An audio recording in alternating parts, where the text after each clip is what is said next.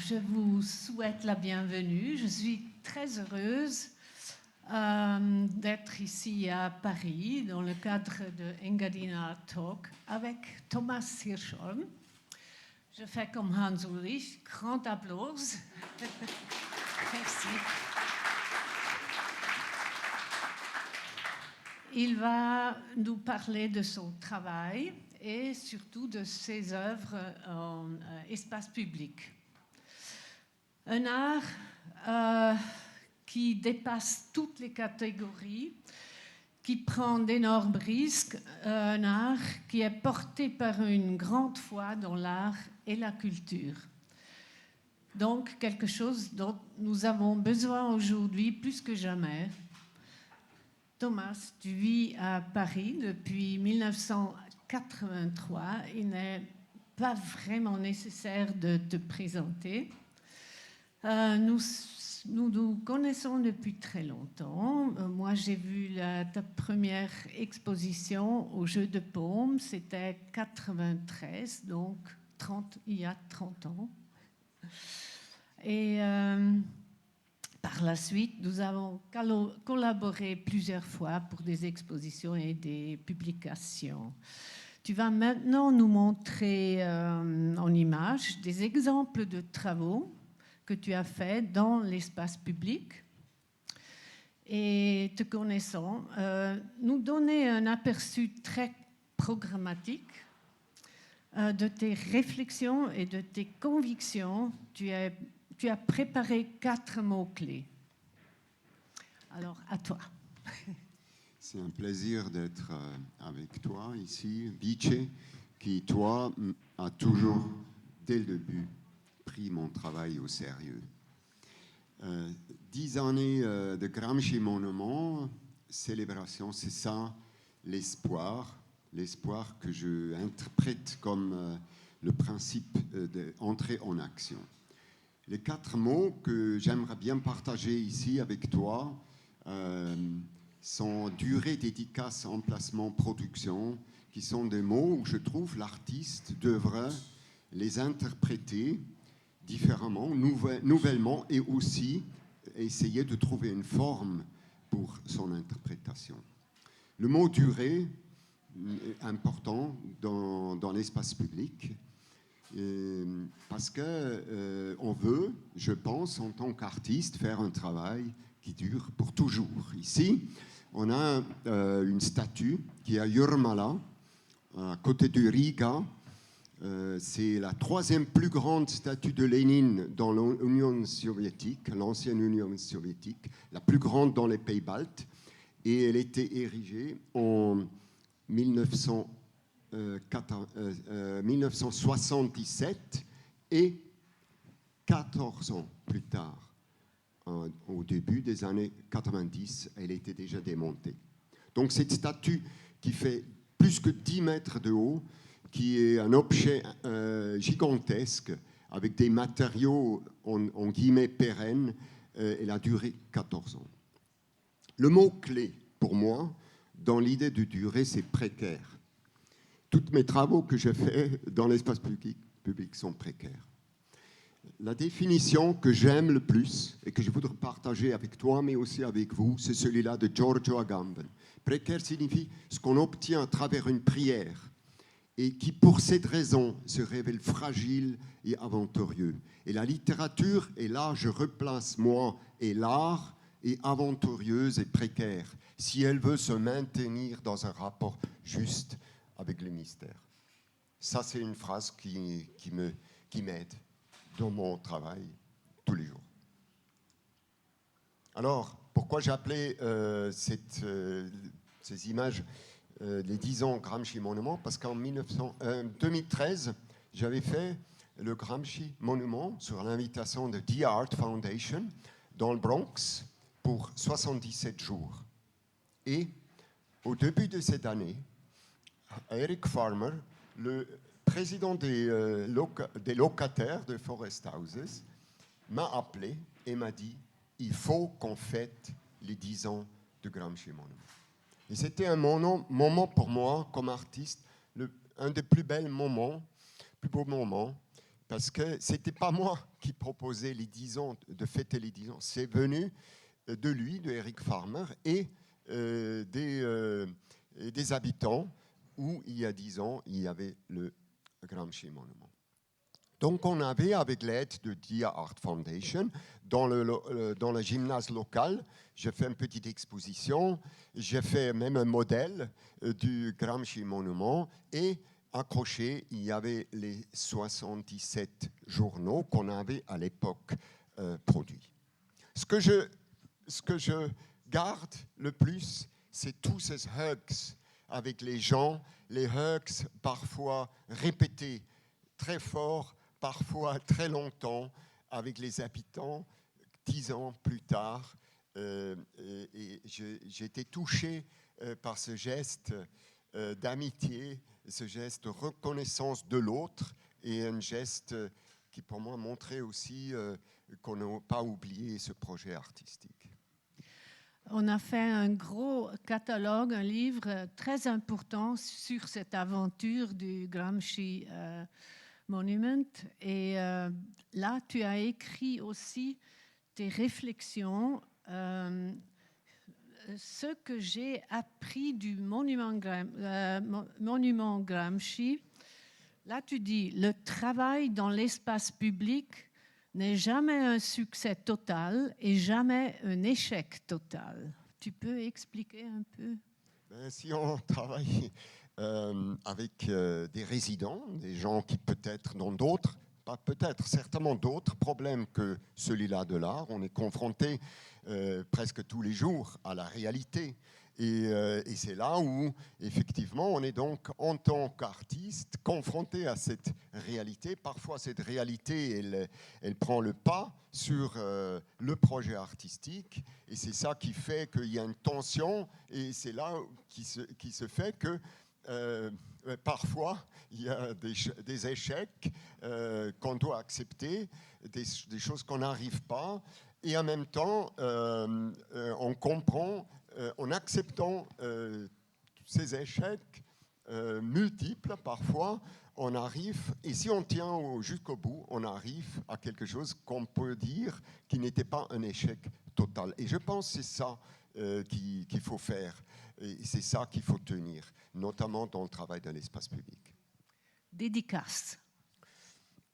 Alors le deuxième terme que j'aimerais partager, c'est celui-là de à qui, pour qui est ce monument.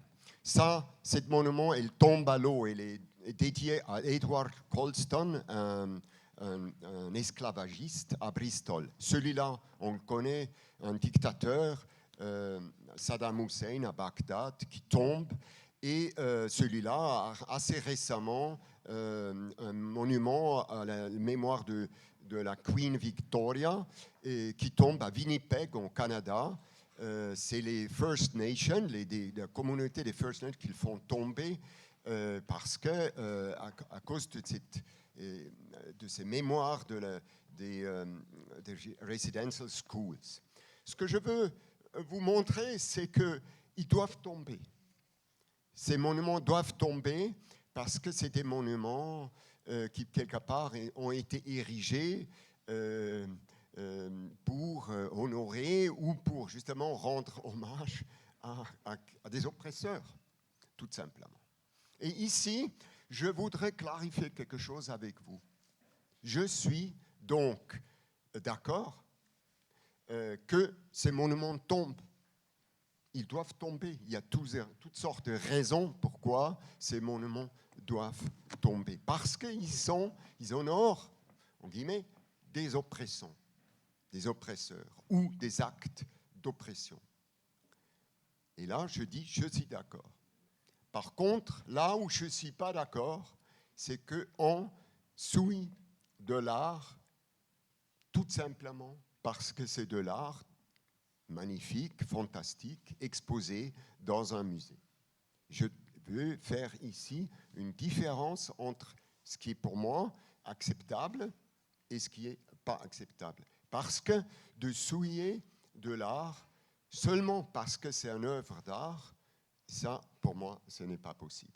Par contre, si on souille ou on fait tomber un monument qui qui est là parce que qu'on attaque parce que ce qu'elle représente, là, je suis d'accord. C'est une parenthèse.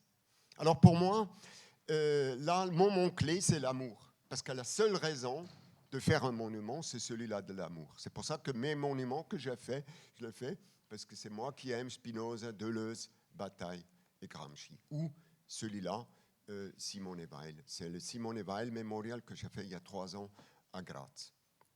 Ici, ça c'est juste une anecdote par rapport au thème ici, je voulais choisir un lieu déjà, un monument ou quelque chose, une sculpture dans l'espace public déjà existant. Et je trouvais celui-là qui s'appelle Die Hoffnung. L'espoir était sur la place d'Esperanto à Graz. Et je voulais accrocher en quelque part le Simone Weil Memorial. Il y avait d'autres possibilités, comme celui-là, comme monument qui m'intéressait à utiliser pour accrocher le Simone Weil Memorial. Mais pourquoi j'ai choisi finalement celui-là qui s'appelle Hoffnung? Parce que la dame au milieu avec le jaquette vert, quand j'étais là devant, elle est venue m'interroger qu'est-ce que je faisais là, pourquoi j'étais là longtemps. Et il s'avérait que c'était une voisine qui habitait dans le quartier et elle connaissait Simone Weil. Et du coup, j'ai pu établir un contact avec elle. Et elle, après, elle avait demandé 2 autres voisins ou voisines. Et c'est eux qui, après, s'occupaient d'apporter tous les jours des fleurs nouveaux au Simone Weil Memorial. Amour, c'est engagement. Il y a dans notre culture une attitude aussi qui empêche l'engagement. Veut-on vraiment s'engager dans une avenue à l'issue incertaine? Donc, il me semble qu'il y a une contrainte d'être sceptique, d'être critique, avoir des doutes, que tu contestes. Non, moi j'ai des doutes, comme tout le monde a des doutes. Mais ce que je refuse, c'est de cultiver le doute, tout simplement. Je me refuse de cultiver mon propre doute, ou de même l'instrumentaliser ou de travailler avec ça. Mais moi j'ai des doutes, je pense comme chaque être humain. Oui, mais par exemple, dans l'affiche que tu as faite pour les 10 ans, la célébration des 10 ans du Gramsci Monument, il y a aussi une citation d'un critique un peu moqueux sur l'aventure du Gramsci Monument du New York Times. Et vous l'avez mis aussi cité pour contester un peu cette attitude. La réponse est venue des habitants de Forest Houses, parce que l'article disait, c'est les journalistes qui disaient dans leur attitude critique et surtout sceptique, n'est-ce pas? Sceptique. Ils émettaient le doute, est-ce que ça va durer cette opération? Et je trouve la meilleure réponse est venue des habitants de Forest House. C'est pour ça que c'est moi qui voulais, sur l'affiche, et ce petit texte qui est sceptique, justement. Alors, emplacement. Oui, emplacement, je trouve ça une question très importante dans l'espace public parce que pour moi, l'emplacement de l'œuvre d'art, ça veut dire la moitié de l'œuvre. Est-ce qu'il est dans un parc ou est-ce qu'il est devant une banque? Ça veut déjà beaucoup dire. Alors, pour moi, ce qui peut aider de trouver un emplacement en tant qu'artiste, c'est la grâce. Et là aussi, j'ai une citation que j'aime, c'est celui-là de Simone Weil. La grâce comble, mais elle ne peut entrer que là où il y a un vide pour la recevoir. Et c'est elle-même qui fait ce vide. Ça, c'est une phrase aussi qui m'importe. J'ai un exemple ici. Ça, c'est un travail que j'ai fait en 2018 à Wiesbaden. Ça s'appelle Sperr. J'avais fait une sorte d'assemblage des objets comme le Sperrmüll, comme les encombrants. Et sur les éléments, j'ai écrit le terme réalité ou réel, en allemand Wirklichkeit. Et 2 personnes, le E et le I, étaient des personnes, des habitants de Wiesbaden qui ont dû être là tout le temps 24 heures sur 24, ça durait 10 jours. Et moi aussi, j'étais d'ailleurs un des lettres. Donc jour et nuit, un et i était là et complétait cette question de cette phrase ou cette mot Wirklichkeit. Alors ce que je n'avais pas prévu, c'est qu'en fait, cet endroit-là, c'était un meeting point des gens qui aimaient boire et qui buvaient beaucoup.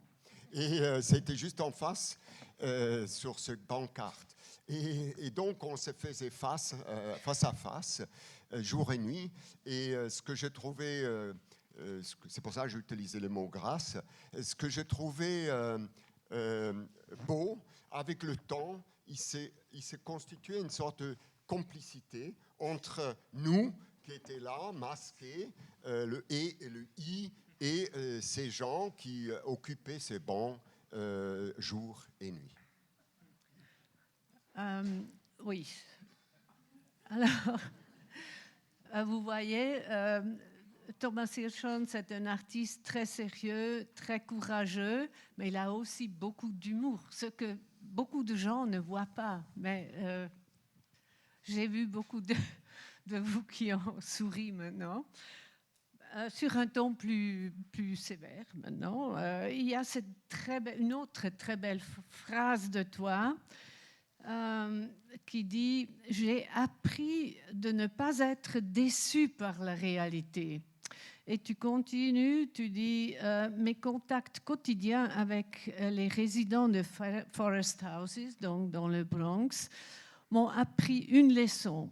Se sentir déçu est une attitude qui, dans son luxe et son égoïsme, ne sent qu'à s'excuser et à se déresponsabiliser. » Oui, ce que j'ai appris vraiment dans mes présences multiples sur place, parce que j'ai eu présent notamment dans le Bronx, c'est cette dignité, parce que la vie est quand même compliquée pour beaucoup de gens et pas facile. Et donc, ce que j'ai appris, c'est ces dignités que ces gens ont. Et que je trouvais que c'était la moindre des choses. Moi, qui avais mon projet ici, la moindre des choses de partager justement ce que je pouvais partager. Et c'était quoi? C'est mon amour de l'art et mon amour du travail. Et par ailleurs, laisser tout l'espace de la réalité que eux, ils avaient à confronter tous les jours à eux. Et c'est ça. C'est peut-être ça, cet échange qui m'a intéressé. J'ai beaucoup pu apprendre de cet échange. Prochain mot. Le dernier mot, production. Oui, le dernier mot, production. Donc, un travail dans l'espace public, il produit toujours quelque chose. Parfois, une intervention, en guillemets, hostile, comme celui-là de Paul McCarthy, ici à Paris, où on a ôté l'air, ou ici, depuis à peu près 1 an à Vienne, où le monument de l'ancienne maire de Vienne, Karl Lueger, est tagué avec le mot Schande, honte, et c'est un honte. Et la ville d'ailleurs de Vienne s'est engagée de ne pas enlever ce mot honte jusqu'à avoir trouvé une solution à plus long terme. Ou ici, une autre production d'un monument. Là, on est à Moscou. Et c'est en fait un monument à la poétesse ukrainienne qui s'appelle Lesia Ukrainka, et où les gens apportent aujourd'hui des fleurs, évidemment pour elle, mais surtout aussi pour montrer leur hostilité au conflit, à l'invasion des Russes en Ukraine. Alors, mon mot clé, quelque part, par rapport à la question de la production, c'est celui-là de la présence. Celui-là de la présence. Et c'est là où j'aimerais, moi, être présent en tant qu'artiste dans l'espace public. Pourquoi c'est important d'être là, présent? Pour comprendre que l'espace public n'est pas à moi. L'espace public, c'est toujours un espace qu'on doit partager avec celui-là qui est déjà là ou qui est aussi là. Et c'est pour ça cet exemple avec ici le Robert Walzer sculpture, où pendant ici 86 jours, j'étais présent tous les jours et avec les habitants ou avec les gens qui étaient sur place, on avait fait des lectures et on a fait des productions, c'est-à-dire nous aussi on a produit quelque chose, mais on a voulu produire quelque chose de proactif. Et surtout, et c'est ça qui est important, et ce qui était là le défi, et c'était de ne jamais exclure les gens qui sont de toute façon dans l'espace public et qui sont de toute façon sur la place de la gare. Et s'il y a ici un succès, c'est celui-là, d'avoir pu intégrer les gens qui, tous les jours, fréquentent la place de la gare à Vienne. Donc, à Kassel, tu as été présent pendant 100 jours, au Bronx pendant 77 jours. Et c'est quand même un grand défi à ta constitution, non? Tu es là et dans certains endroits, comme à Wiesbaden, tu étais là 24 heures. À Wiesbaden, il y avait 10 jours de travail. Sperr était 10 jours, mais j'étais comme les autres habitants. On avait tous les 6 heures, on avait 2 heures, on devait être le I ou le E de Wirklichkeit. Ah, oui. Oui. Mais la question de constitution, non, c'est très simple.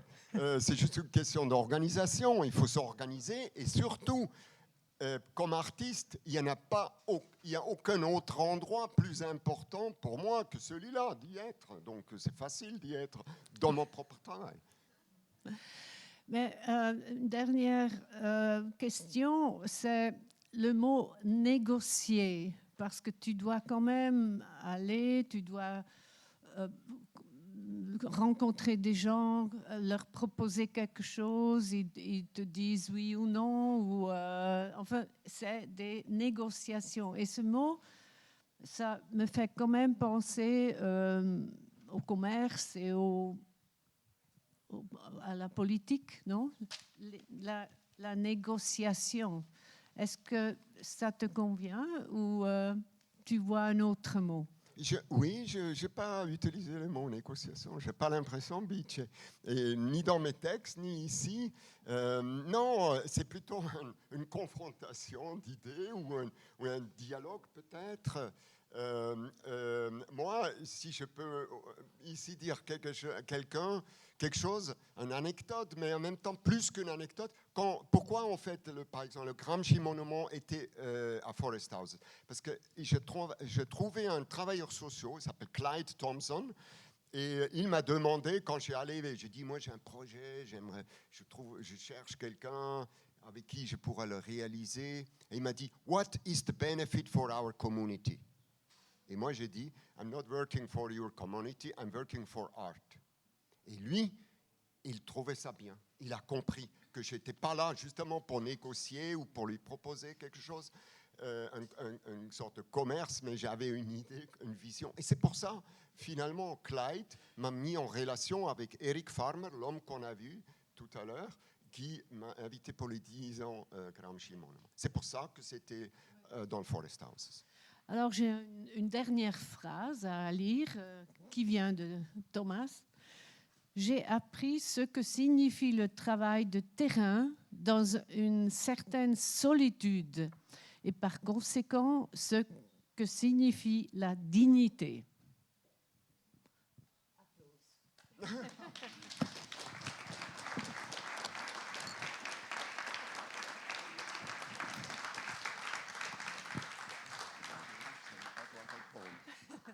Peut-être il y a encore une petite question de quelque part. Ah oui. Comment on fait? Oui.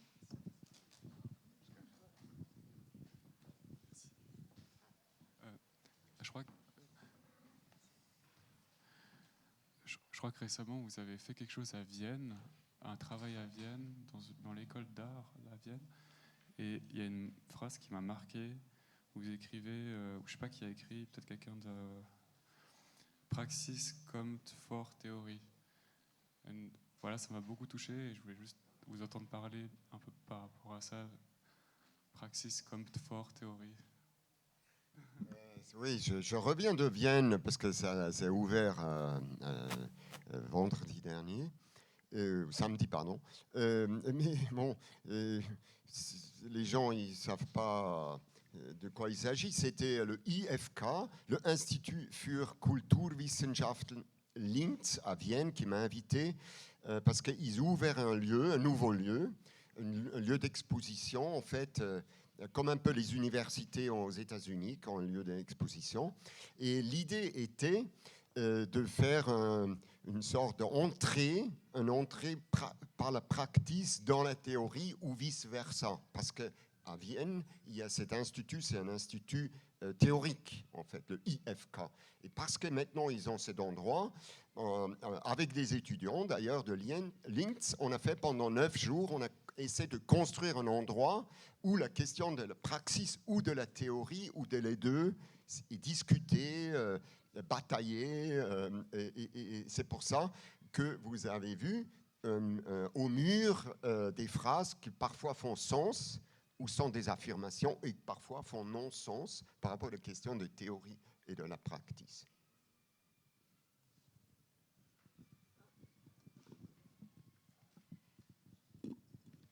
Thomas, j'ai une question concernant le temps spécifique dans lequel nous vivons maintenant.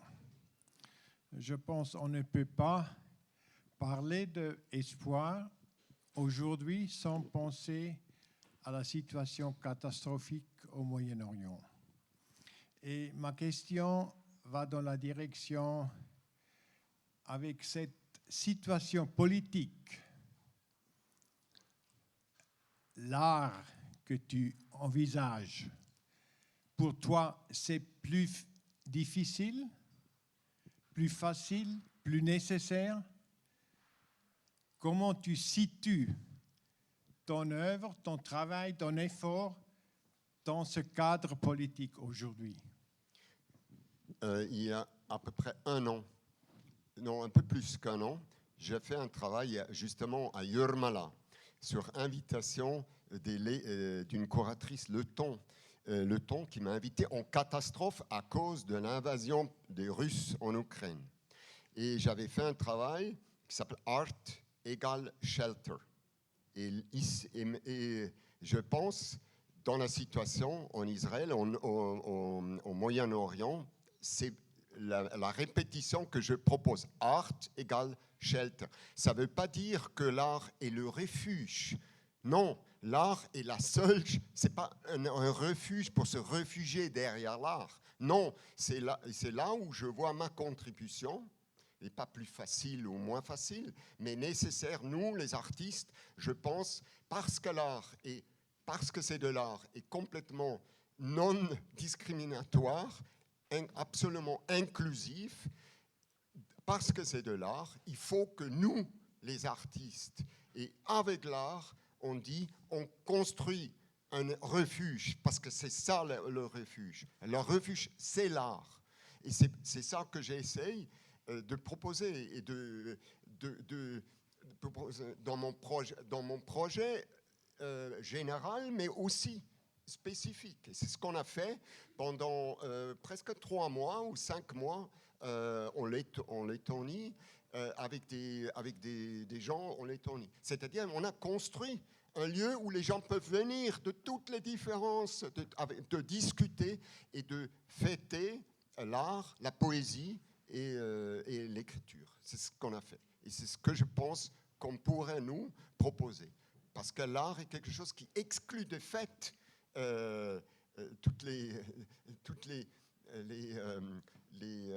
sans nier les problèmes, sans les nier, mais il exclut les discriminations et toutes les haines et les rancœurs.